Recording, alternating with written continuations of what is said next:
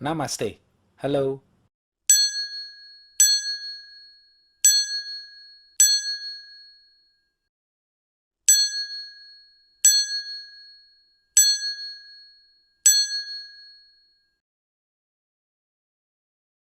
Halo Movie Rangers, apa kabar kalian semua? Semoga kita semua selalu diberikan kesehatan jasmani dan rohani. Jangan lupa subscribe Plastok Movie dan follow Instagram kita ya. Hari ini Bang Jedar akan menceritakan film berbahasa Kannada yang berjudul Kavaludari. Skor IMDb-nya 8,0. Film ini request dari Irfan Stefanus yang bercerita tentang misteri pembunuhan yang belum terpecahkan selama 40 tahun. Oke, langsung aja put your headset on and listen to me.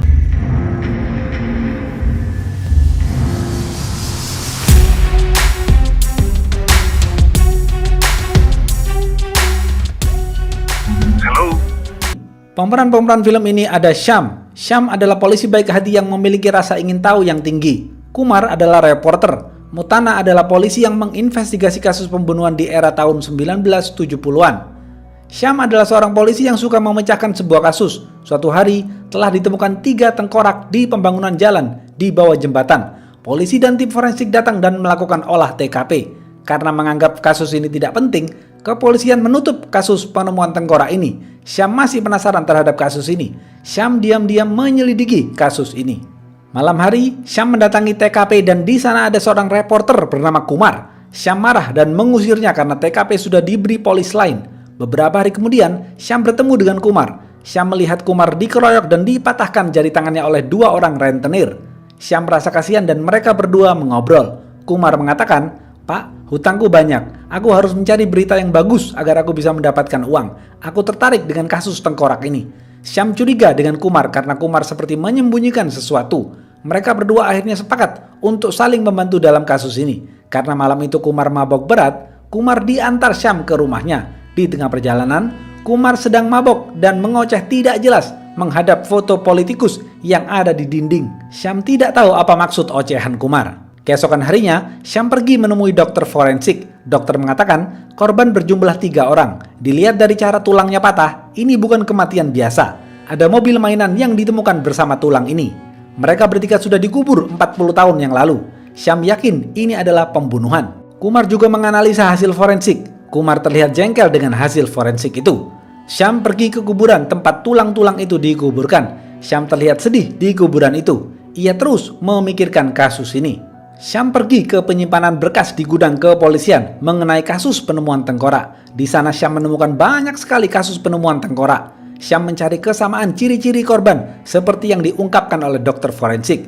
Syam menemukan korban yang berjumlah 3 orang yang ciri-cirinya sama persis dengan analisa dokter forensik. Mereka adalah Naidu, kepala departemen arkeologi, Laksmi istrinya, dan Faide anaknya yang masih berumur 10 tahun.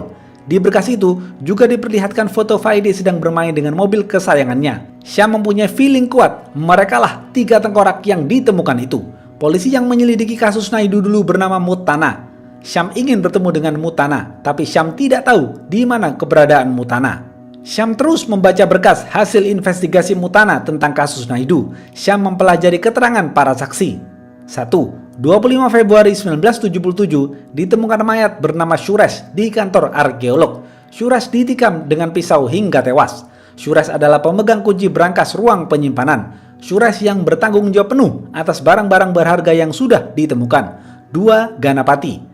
Ganapati dari divisi penggalian arkeolog. Dia mengatakan Naidu sedang melakukan penggalian harta karun kerajaan Vijay. Naidu menemukan perhiasan senilai 1,8 miliar rupiah dan disimpan oleh Suresh. Ganapati menyuruh Naidu untuk memindahkan harta itu ke kota lain, tapi Naidu menolak karena keadaan politik sedang memanas. 3. Sebastian. Sebastian adalah asisten Naidu selama 10 tahun. Dialah yang menemukan mayat Suresh pertama kali.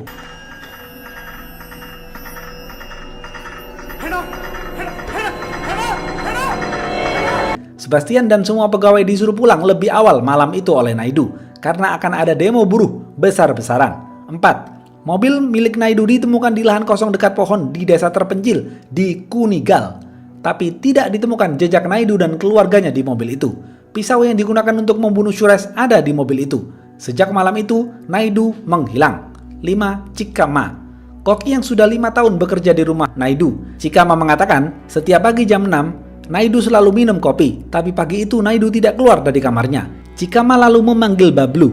Bablu adalah pembantu yang sudah bekerja 4 tahun di rumah Naidu. Bablu adalah pemuda baik dan polos. Bablu mencoba membuka kamar Naidu, tapi kamar Naidu terkunci dari luar. Bablu terpaksa mendobrak pintunya, dan di sana terlihat tidak ada pakaian di lemari Naidu. Bablu mengira mereka semua pergi karena keadaan darurat. 7. Erapa. Erapa adalah tukang kebun Naidu. Ia mengatakan malam itu Sebastian datang ke rumah. Erapa dan Sebastian mabok bareng. Lalu Sebastian pulang dan pintu terkunci dari luar. 8. Fernandes. Fernandes adalah supir Naidu selama 5 tahun. Malam itu Fernandes disuruh pulang lebih awal oleh Naidu. Di kantor arkeolog hanya ada Naidu dan Sures. Naidu pulang sendiri ke rumahnya tanpa Fernandes. 9. Mohan. Mohan adalah satpam Naidu. Ia mengatakan malam itu Naidu sendiri yang menyetir, bukan Fernandes. Mohan melihat ada noda darah di jas Naidu. Naidu masuk ke dalam rumah dan mengunci pintu. 1 jam kemudian, lampu rumah Naidu mati. Mohan lalu memeriksanya dan Mohan dipukul oleh seseorang dari belakang hingga pingsan.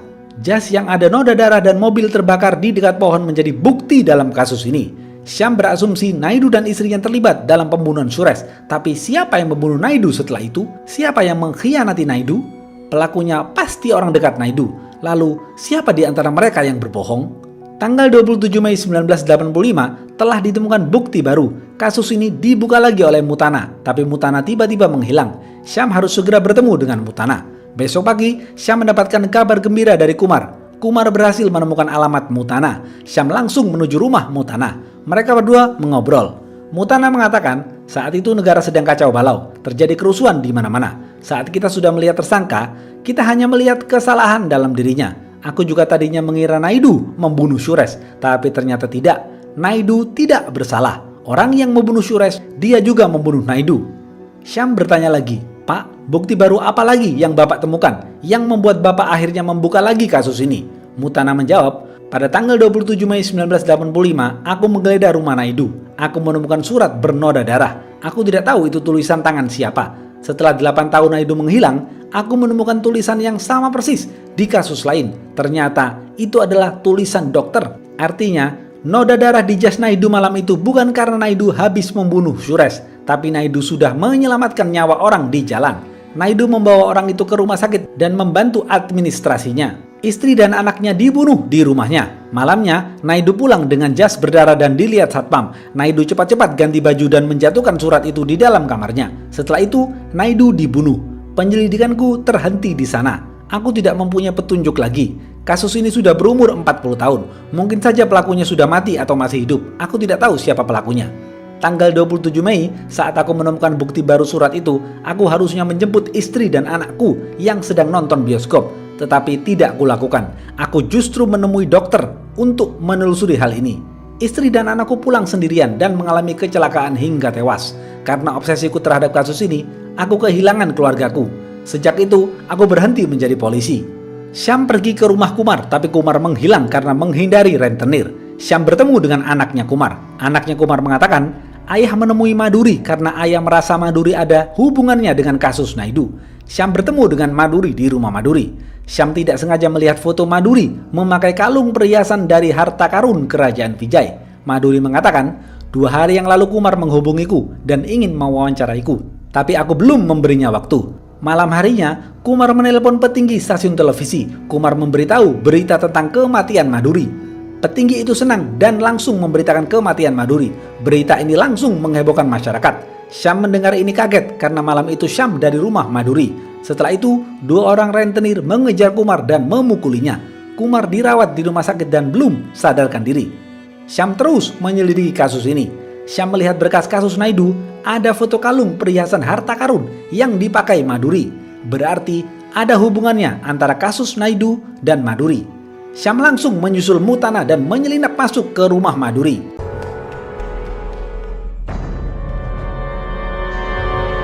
Tiba-tiba ada pembunuh bayaran yang menyelinap masuk ke sana.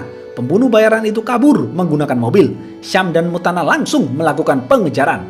Mereka lalu berhenti di bengkel tempat persembunyian pembunuh bayaran itu. Syam dan Mutana bermalam di mobil untuk mengintainya. Besok pagi, pembunuh bayaran itu pergi dengan mobilnya. Syam dan Mutana mengikutinya dari belakang. Pembunuh bayaran itu terlihat menuju desa Kudigal. Desa yang dulunya kumuh tapi sekarang berkembang menjadi real estate mewah. Pembunuh bayaran itu berhenti di sebuah villa mewah yang ramai karena sedang ada acara besar partai politik. Syam dan Mutana terus membuntutinya. Tiba-tiba Mutana melihat pohon. Mutana merasa pernah ke tempat ini.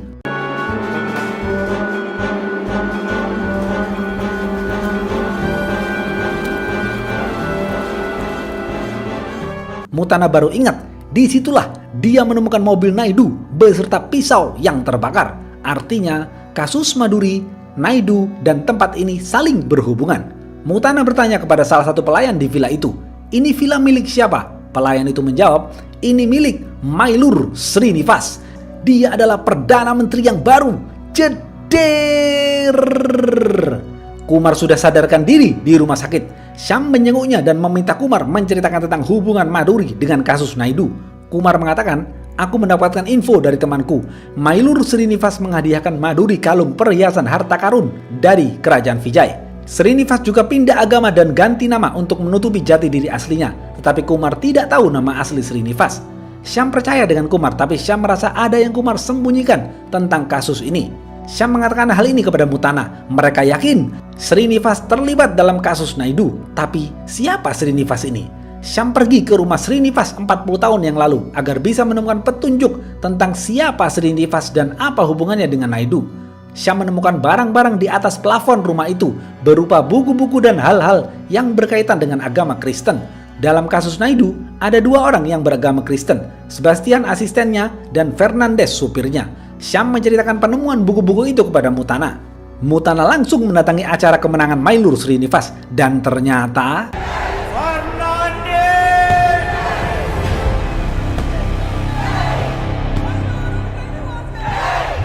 Mailur Srinivas adalah Fernandez yang dulunya supir Naidu.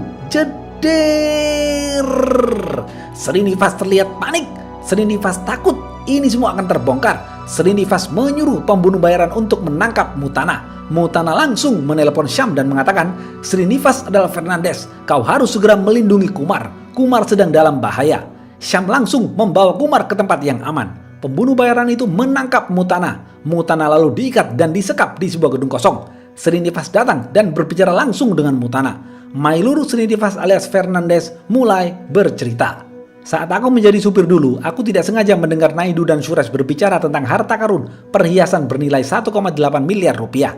Sejak itu, aku berencana merampok. Aku menggunakan Bablu untuk menjalankan aksiku. Bablu adalah pemuda baik yang menyayangi Faide. Aku memberikan obat tidur pada Bablu dan menyuruhnya untuk mencampurkan itu ke dalam makanan keluarga Naidu. Bablu tidak tahu kalau yang aku berikan itu adalah racun. Malam itu, Naidu dan Suresh selesai melakukan rapat. Naidu pulang sendiri lalu aku membunuh Suresh di kantor arkeolog. Aku juga merampok semua perhiasan itu. Malam hari, istri dan anaknya makan makanan yang sudah aku beri racun.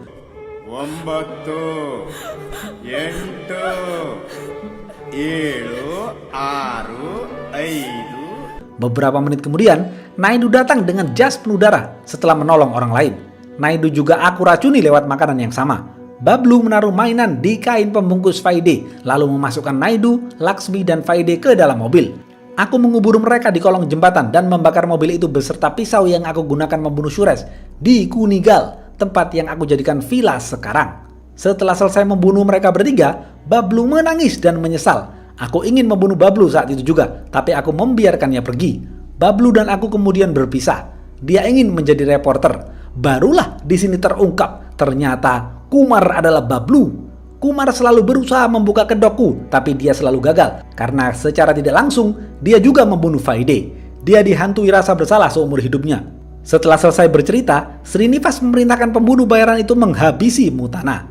Syam terus mencari keberadaan Mutana, tetapi terlambat.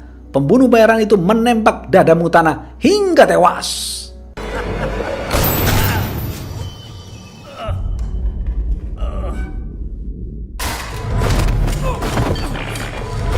Syam marah dan ingin balas dendam kepada Srinivas. Karena curiga dengan Kumar, Syam menelusuri kasus kematian Maduri. Syam bertemu dengan polisi. Polisi mengatakan, "Aku menemukan HP Maduri dipegang oleh dua orang rentenir." Syam mendatangi dua orang rentenir yang sedang dipenjara. Dua orang rentenir itu mengatakan, "Kami berdua mengambil HP Maduri dari tas Kumar, Pak. Kami tidak ada hubungannya dengan kematian Maduri." Artinya, Kumarlah yang mengambil HP Maduri di malam setelah Syam menemui Maduri. Syam mencari barang-barang yang bisa menjadi petunjuk di kantor Kumar. Syam menemukan jam tangan bertuliskan Bablu yang diberikan oleh Naidu. Jeder. Barulah di sini Syam tahu bahwa Kumar adalah Bablu. Dialah pemuda polos yang diberikan obat oleh Fernandes untuk meracuni Naidu. Syam marah dan ingin membunuh Kumar saat itu juga, tetapi Syam menundanya. Syam pergi mencari pembunuh bayaran itu dan menghajarnya habis-habisan hingga tewas.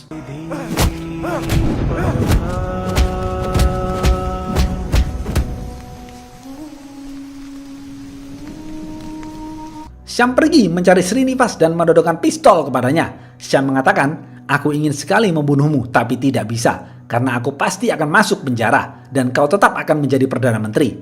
Syam membuat kesepakatan dengan Srinivas. Syam akan membunuh Kumar dan menjadi anak buah Srinivas. Srinivas sangat menyambut baik kesepakatan itu. Syam pergi membawa Kumar ke lahan kosong. Syam menodongkan pistol dan memaksa Kumar untuk menceritakan yang sebenarnya. Kumar mulai bercerita. "Dulu Fernandes menyuruhku mencampurkan obat tidur ke masakan keluarga Naidu. Aku tidak tahu kalau itu racun. Lalu aku meninggalkan itu semua. Aku menjadi reporter. Sudah beberapa kali aku mencoba mengungkapkan siapa Srinivas tapi selalu gagal. Malam itu aku memaksa masuk ke rumah Maduri karena Maduri belum memberikan waktu untuk wawancara. Aku ingin menanyakan pemberian perhiasan Srinivas kepada Maduri. Aku tidak sengaja mendorongnya. Maduri tewas terjatuh. Aku mengambil semua barang yang ada di dalam tas Maduri, termasuk handphonenya." Syam merekam pengakuan Kumar itu semua melalui video. Scene film ini menunjukkan Syam menembak ke arah Kumar.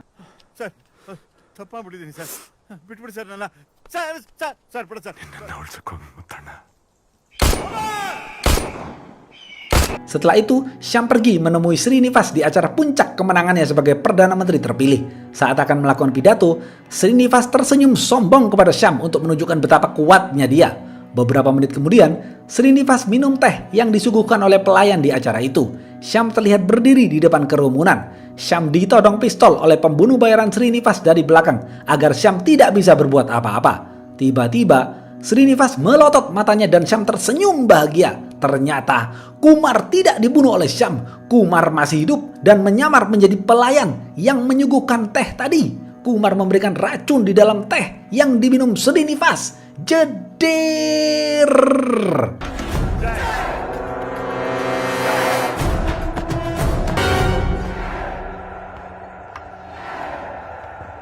Srinivas kesakitan. Kumar membopongnya dan membisikkan. Srinivas tewas seketika. Kumar dan Syam lalu pulang. Di tengah perjalanan, Kumar mengatakan, "Aku bersyukur karena aku bisa lepas dari ini semua. Aku merasa malu dengan putriku dan menanggung rasa bersalah ini. Aku juga meminum racun yang diminum Srinivas untuk menebus kesalahan-kesalahanku." Tiba-tiba, Kumar teringat saat Naidu memberikan hadiah jam tangan kepadanya dan memberikan nasihat untuk melakukan hal-hal yang baik di dunia ini dan menjauhkan diri dari hal-hal yang buruk. Beberapa menit kemudian, Kumar menghembuskan nafas terakhir. Keesokan harinya, Syam menemui petinggi stasiun televisi dan memberikan semua bukti tentang Srinivas dan Kumar sebagai pembunuh Naidu. Scene akhir film ini menunjukkan Syam pergi ke kuburan Naidu dan ternyata seseorang yang ditolong Naidu malam itu yang membuat jas Naidu berdarah adalah ayahnya Syam. Habis. Apa pesan dari film ini? 1. Tidak ada jalan pintas menuju sukses dan kaya raya. Kita harus berjuang untuk meraih itu semua. Yang kedua, seperti yang dikatakan Naidu di film ini, lakukanlah hal-hal yang baik di dunia ini dan hindarilah hal-hal yang buruk. Oke, segitu aja video kali ini. Jangan lupa like, comment, and subscribe ya. Stay watching and see you.